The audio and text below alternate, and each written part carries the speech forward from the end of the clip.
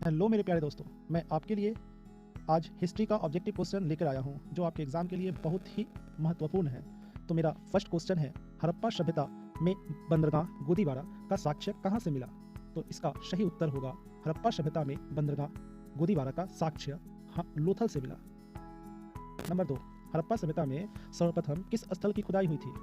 तो हड़प्पा सभ्यता में सर्वप्रथम हड़प्पा स्थल की खुदाई हुई थी। नंबर 3, हड़प्पा सभ्यता के पतन का मुख्य कारण क्या था? हड़प्पा सभ्यता का पतन का मुख्य कारण भूकंप, बाढ़ और बाहरी आक्रमण तीनों थे, यानी इसका उत्तर उपरोक्त सभी हो जाएगा। नंबर 4, हड़प्पा सभ्यता का शासन किसके हाथों में था? हड़प्पा सभ्यता का शासन व्यापारियों के हाथों में था। नंबर 5, हड़प्पा सभ्यता की सबसे महत्वपूर्ण विशेषता क्या थी? हड़प्पा सभ्यता की सबसे महत्वपूर्ण विशेषता नगर योजना थी। नंबर 6, सांची क्या स्तूप किस धर्म से संबंधित है? सांची का स्तूप बौद्ध धर्म से संबंधित है। नंबर 7, अशोक किस बौद्ध भिक्षुक के प्रभाव से बौद्ध बना था? तो अशोक उपगुप्त, नंबर ए हो जाएगा सही। अशोक उपगुप्त बौद्ध भिक्षुक के प्रभाव से बौद्ध बना था और बनकर अपने बेटे महेंद्र और संघमित्रा को श्रीलंका बौद्ध धर्म के प्रचार के लिए भेज दिया था। नंबर 8, मौर्य काल में कलिंग की राजधानी कहाँ थी? तो मौर्य काल में कलिंग की राजधानी तोबली थी, कहीं कहीं तोसली भी लिखता है, ध्यान रखिएगा। नंबर 9, अशोक ने महेंद्र और संघमित्रा को धर्म प्रचार के लिए कहाँ भेजा था? अशोक ने महेंद्र और संघमित्रा को धर्म प्रचार मतलब बौद्ध धर्म के प्रचार के लिए श्रीलंका भेजा था। नेक्स्ट क्वेश्चन की तरफ चलते हैं। नंबर 10, आर्यभट्ट कहाँ का निवासी था? आर्यभट्ट हमारे पाटलिपुत्र का निवासी था। नंबर 11, मौर्य काल में टकसाल का प्रधान कौन था? मौर्य काल में टकसाल का प्रधान पन्याध्यक्ष था। नंबर 12, मौर्य वंश की राजधानी कहाँ थी? मौर्य वंश की राजधानी हमारे पाटलिपुत्र थी। नंबर 13, मौर्यकालीन राज्य कलिंग कहाँ स्थित था? मौर्यकालीन राज्य कलिंग उड़ीसा में स्थित था। नंबर 14, मौर्य प्रशासन में संहर्ता कौन था? संहर्ता कौन था? तो मौर्य प्रशासन में संहर्ता राजकीय कर संग्रह अधिकारी था, राजकीय कर संग्रह अधिकारी। नंबर 15, अकबर का शासक के रूप में कार्यकाल क्या था? तो सही उत्तर हो जाएगा 1556 से 1605 ईस्वी। 1556 से 1605 ईस्वी अकबर का शासनकाल के रूप में कार्यकाल था। नंबर 16, आइन ए अकबरी के अनुसार भूमि को कितने भागों में बांटा गया था? आइन ए अकबरी के द्वारा भूमि को 4 भागों में बांटा गया था। नंबर 17, बाबरनामा या तुजुक ए बाबरी के रचनाकार कौन थे? तो बाबरनामा या इसी का दूसरा नाम है तुजुक ए बाबरी के रचनाकार स्वयं बाबर थे। नंबर 18, कुतुब मीनार का निर्माण किसकी स्मृति में किया गया था? तो इसका सही उत्तर हो जाएगा कुतुबुद्दीन बख्तियार काकी के स्मृति में किया गया था कुतुब मीनार का निर्माण। ये तो आपको पता ही होगा। नींव जो है कुतुबुद्दीन ऐबक ने डाला था और इसका पूर्ण रूप से निर्माण इल्तुतमिश ने किया था, याद रखिएगा। नंबर 19, मनसबदारी प्रथा की शुरुआत किसने की थी? मनसबदारी प्रथा का शुरुआत अकबर ने की थी। चलते हैं नेक्स्ट क्वेश्चन की तरफ। आशा करते हैं आपको क्वेश्चन दिख रहा होगा स्पष्ट रूप से। यदि नहीं दिख रहा है तो आप अपने मोबाइल के हाई रेजोल्यूशन को बढ़ा लें, 720 या 480 पर देखें, आपको साफ साफ दिखेगा। तो चलते हैं अगले क्वेश्चन की तरफ। नंबर 20, अकबर का मकबरा कहाँ स्थित है? तो अकबर का मकबरा सिकंदर में, सिकंदराबाद, आजकल तो नाम दे दिया गया सिकंदराबाद, सिकंदरा में था। अकबर का जन्म, नंबर 21, अकबर का जन्म कहाँ हुआ था? अकबर का जन्म अमरकोटा में हुआ था और उनका नाम अमर हो गया। अकबर का जन्म अमरकोटा में हुआ था। नंबर 22, किस मुगल शासक ने सती प्रथा पर प्रतिबंध लगाया था? किस मुगल शासक ने? तो इसका सही उत्तर होगा अकबर ने। अकबर मुगल शासक ऐसा था जो सती प्रथा पर प्रतिबंध लगाया था। नंबर 23, किस मुगल बादशाह ने झरोखा दर्शन की प्रथा की शुरुआत की? झरोखा दर्शन की प्रथा की शुरुआत की? तो इसका सही उत्तर होगा अकबर ने। झरोखा जो होता है ना, घर के ऊपर में लगाया जाता है, झरोखा से दर्शन मतलब देखने की प्रथा शुरुआत की।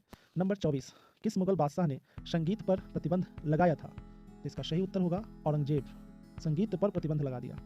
आज भी ये औरंगजेब रहता तो रोड पर जो गाड़ी वाड़ी चलता है इस पर जो संगीत बजाते हैं लोग, बंद कर देता। पता नहीं औरंगजेब के आत्मा कहाँ जन्म लिया है। नंबर 25, फ्रांसिस बुकानन किस देश का रहने वाला था? तो इसका सही उत्तर होगा ब्रिटेन का रहने वाला था। Francis Buchanan. नंबर 26, भारत आने वाला प्रथम पुर्तगाली कौन था? तो भारत आने वाला प्रथम पुर्तगाली वास्को डी गामा था। वास्को डी गामा ही 1498 में भारत की खोज की। नंबर 27, फोर्ट विलियम किस शहर में स्थित है? फोर्ट विलियम कोलकाता शहर में स्थित है। नंबर 28, डलहौजी की नीति को क्या कहा जाता है? याद रखिएगा, डलहौजी की नीति को हड़प नीति या व्यपगत नीति कहा जाता है। सबसे खतरनाक नीति था डलहौजी का ना। यदि कोई खेती नहीं करता था ना तो उसका पूरा खेत हड़प लिया जाता था। खतरनाक पद्धति था, डलहौजी के द्वारा लगाया गया था। चलिए नेक्स्ट क्वेश्चन है नंबर 29, 1857 की क्रांति का पहला विद्रोह कहाँ हुआ था? 1857 की क्रांति का पहला विद्रोह मेरठ में हुआ था, चर्बी वाला कारतूस के कारण। खतरनाक कारतूस था। कहा जाता है उसमें गाय के जो खून होता है ना, और उसका चर्बी जो है लगाया जाता था, और शुअर का चर्बी। सब लोग अपने धर्म का नाश होने से बचाने के लिए वो विद्रोह उत्पन्न हो गया। कहा जाता है स्वतंत्रता का पहला बिगुल उसी समय बजा था। नंबर 30, 7 द्वीपों के नगर किसे कहा जाता है? 7 द्वीपों के नगर मुंबई को कहा जाता है। नंबर 31, अंग्रेजों ने शिक्षा का माध्यम अंग्रेजी कब बनाया था? अंग्रेजों ने शिक्षा का माध्यम अंग्रेजी कब बनाया था? तो इसका सही उत्तर हो जाएगा सी, 1835 में। 1835 में अंग्रेज सब शिक्षा का जो माध्यम था वो अंग्रेजी बनाया था। नंबर 32, भारत की राजधानी किस वर्ष कलकत्ता से दिल्ली लाया गया था? तो इसका सही उत्तर होगा डी, 1911 ईस्वी। नंबर 33, कलकत्ता किस नदी के किनारे स्थित है? तो कलकत्ता हुगली नदी के किनारे स्थित है, Hooghly. Number 34, gateway of India का निर्माण कब हुआ था? गेटवे ऑफ इंडिया का निर्माण भी 1911 में ही हुआ था। नंबर 35, साइमन कमीशन कब भारत आया?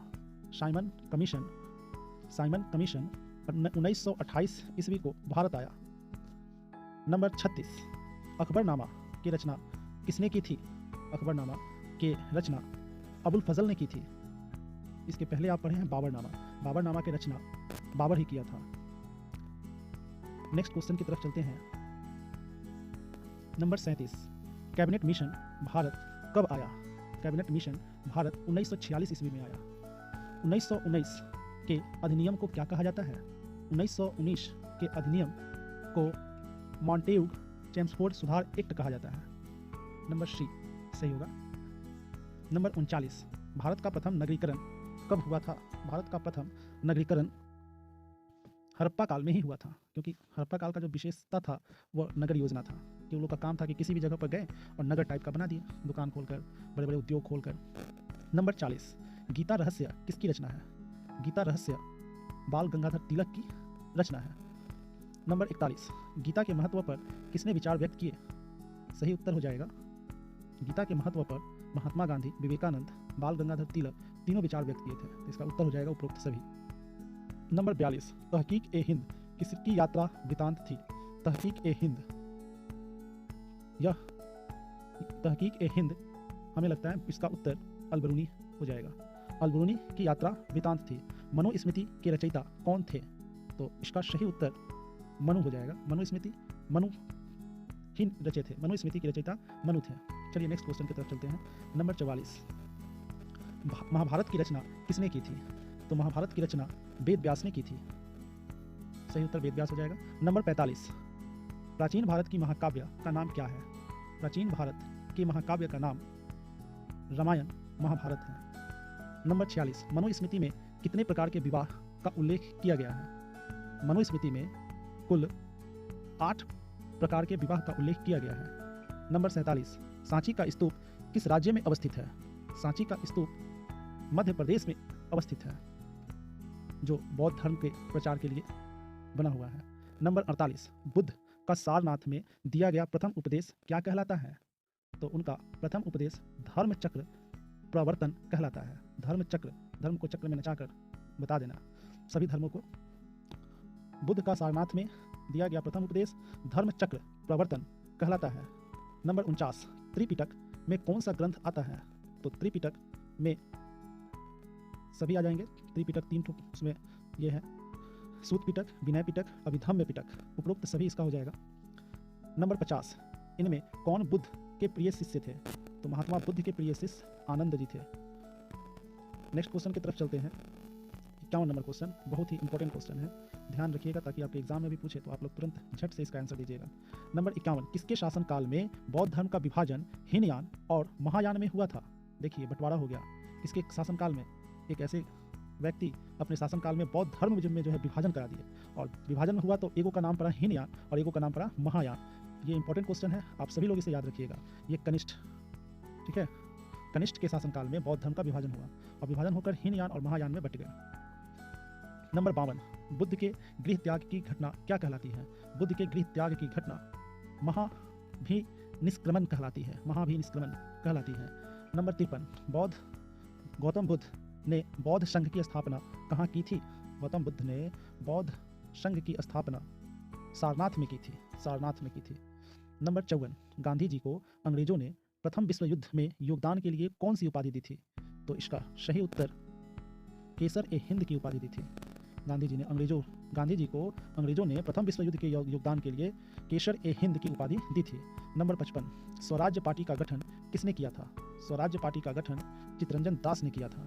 नंबर 56, 1938 में सुभाष चंद्र बोस ने किसे हराकर कांग्रेस के अध्यक्ष बने थे? ये भी इंपॉर्टेंट क्वेश्चन है। सुभाष चंद्र बोस अकेले थोड़ी लड़े होंगे, ये लड़ने की बात नहीं, यहाँ जीतने की बात है, वोटिंग की बात है। और वह दिन था, वो साल था 1938। 1938 में सुभाष चंद्र बोस ने पटाभी, नाम है पटाभी सीतारमैया, सीधे रमैया याद रखिए, रमैया जी को हराकर कांग्रेस के अध्यक्ष बने थे। रमैया जी के पटाभी सीतारमैया को हराकर इनके विपक्ष में खड़ा होगा, हरा दिए और कांग्रेस के अध्यक्ष बन बैठे। नंबर 57, क्रिप्स प्रस्तावना को किसने पोस्ट डेटेड चेक कहा था? तो इसका सही उत्तर हो जाएगा गांधी जी ने।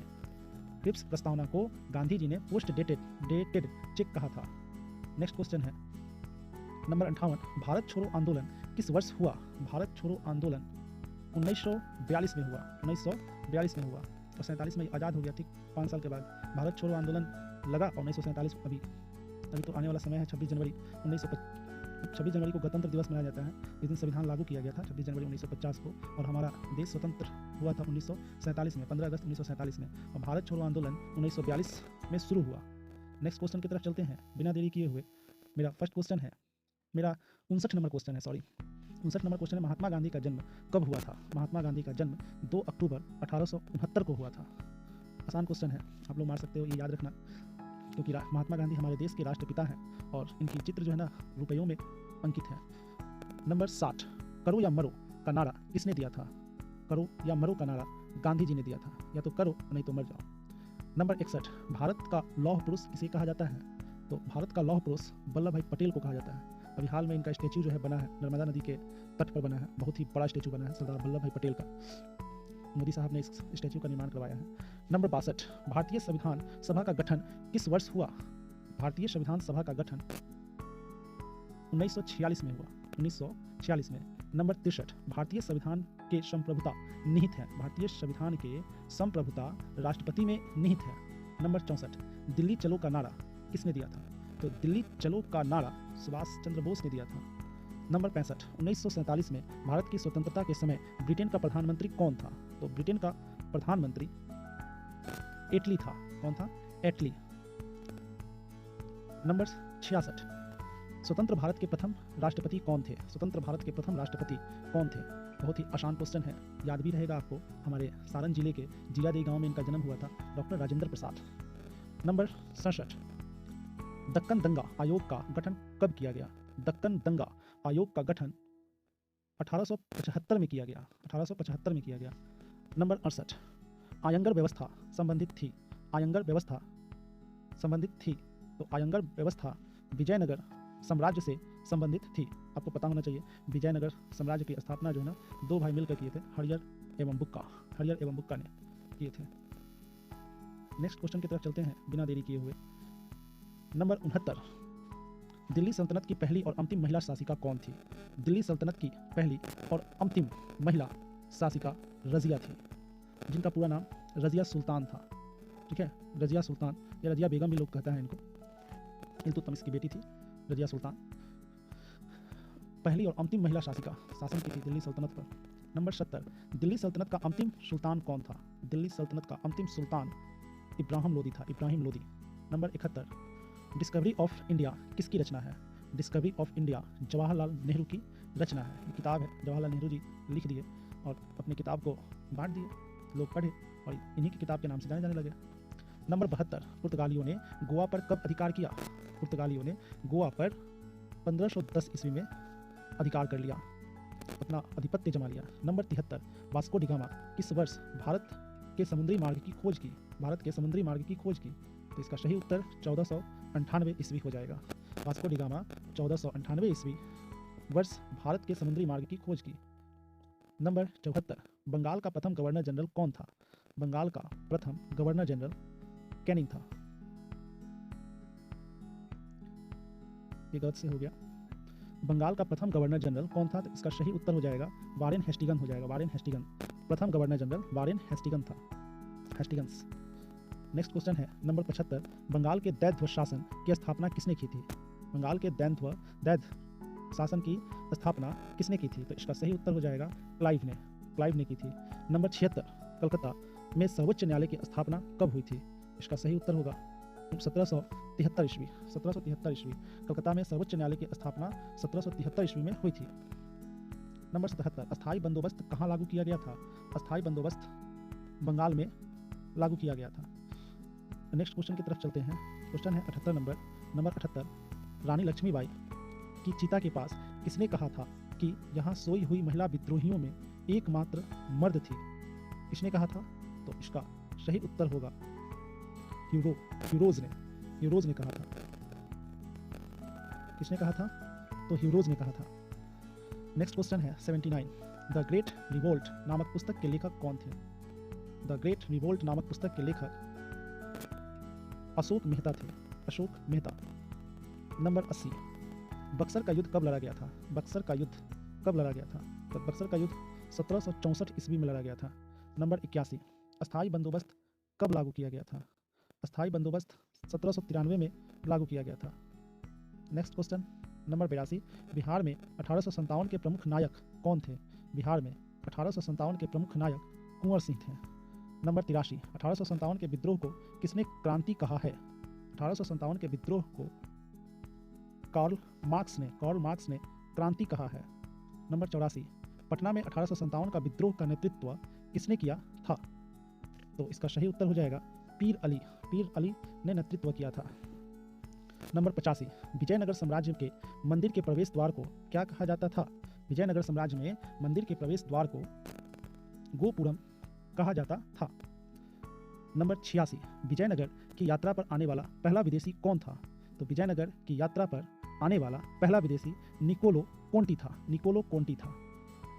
नेक्स्ट क्वेश्चन की तरफ बढ़ते हैं। 87 नंबर क्वेश्चन है, बहमनी साम्राज्य की राजधानी कहाँ थी? बहमनी साम्राज्य की राजधानी विदर थी। कहाँ थी? विदर।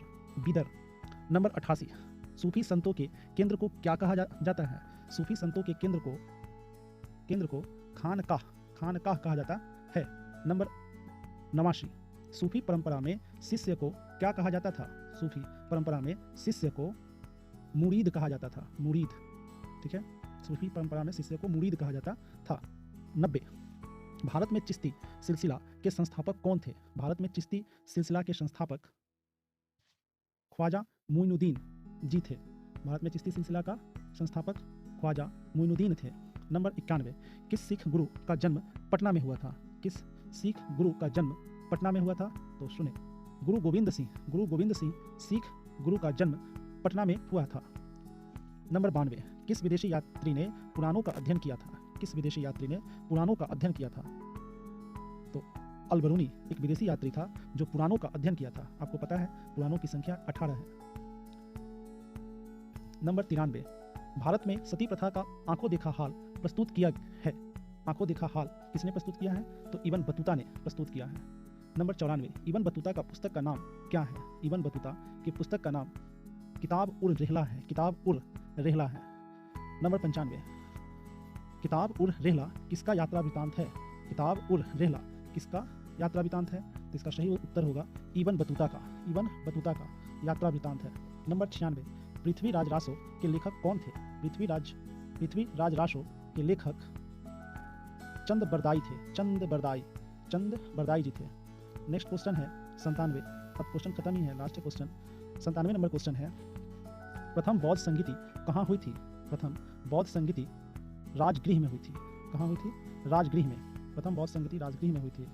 नंबर 98, शेर शाह ने किस मुगल सम्राट को हराया था? शेर शाह ने हुमायूं को हराया था। नंबर 99, जीतल क्या था? जीतल क्या था? जीतल एक सिक्का था। नंबर 100, गांधी जी के राजनीतिक गुरु कौन थे? गांधी जी के राजनीतिक गुरु गोपाल कृष्ण गोखले थे।